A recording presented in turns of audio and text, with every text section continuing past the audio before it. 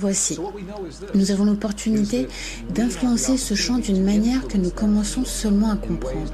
Ça se fait à travers le cœur humain, ce n'est pas un processus de pensée. Les pensées sont importantes, les anciens ont fait la distinction entre les pensées, les sentiments et les émotions. Et ce sont les sentiments centrés dans nos cœurs, appelés aussi émotions cohérentes basées dans le cœur. Nous savons que lorsque nous ressentons une émotion d'amour, de compassion, de compréhension, de pardon, nous changeons l'estime de soi, qui produisent en effet un changement des champs électromagnétiques dans nos cœurs. Et ce sont ces sentiments, littéralement, qui changent la matière dont notre monde est fait autour de nos corps. Nos cœurs sont les champs magnétiques les plus forts de nos corps. Et ils sont également les champs électriques les plus forts de nos corps, bien plus forts que les champs de nos cerveaux. Le cerveau certes crée ce genre de champ, mais le cœur est bien plus fort. Ce que la science nous montre à présent, c'est que lorsque vous pouvez changer le champ dans lequel se trouve un atome, vous pouvez changer cet atome. Et nous sommes faits de ces atomes. Nous avons donc des sentiments dans nos cœurs, nous changeons le champ qui connecte la matière dont tout est fait, et nous altérons littéralement notre réalité physique d'une manière qui semble miraculeuse à la science occidentale. Encore une fois, c'est le grand secret que tout le monde connaît sauf nous, car la science occidentale est non seulement tout juste parvenue à cette compréhension. Si vous allez visiter ces traditions et ces cultures indigènes et anciennes, c'est là où ils commencent. Ils commencent par la compréhension que tout est connecté et que bien sûr nous faisons partie de ce tout.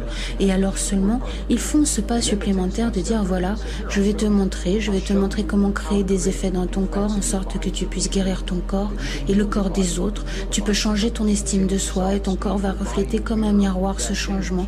Et ça n'a pas besoin d'être un long et lent processus à sécher, ça peut arriver très très rapidement. Ça peut arriver en quelques minutes. Nous avons de la documentation vidéo issue des hôpitaux sans médecine à Beijing en Chine, par exemple, où l'on voit qu'ils comprennent ces pratiques et les emploient depuis plusieurs centaines d'années. Nous pouvons regarder dans le corps d'une femme en vie avec une tumeur cancérigène que la science occidentale nomme inopérable, et nous pouvons ensuite regarder ces trois praticiens qui comprennent le langage de l'émotion humaine, créer le sentiment dans leur corps sans regarder cette tumeur comme une maladie.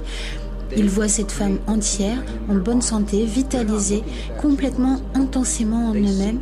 Son corps physique se met à refléter ce sentiment et nous pouvons le voir grâce au sonogramme. Nous pouvons voir la tumeur disparaître en moins de 3 minutes. C'est à cette vitesse que la réalité peut changer et c'est ici que la déconnexion arrive dans la science occidentale. Car j'ai partagé cette information avec des scientifiques et des docteurs en médecine partout dans le monde et ils ont dit « Waouh, c'est un miracle, nous allons devoir revenir et étudier ça ». Et nous le ferons dès que nous aurons trouvé un médicament pour le cancer ou dès que nous avons trouvé le médicament qui soignera à un niveau mécanique. Ils regardent ce que nous savons à présent être notre corps physique reflétant quelque chose de pas si physique, comme un processus mécanique. Et c'est là où la science est seulement en train de parvenir.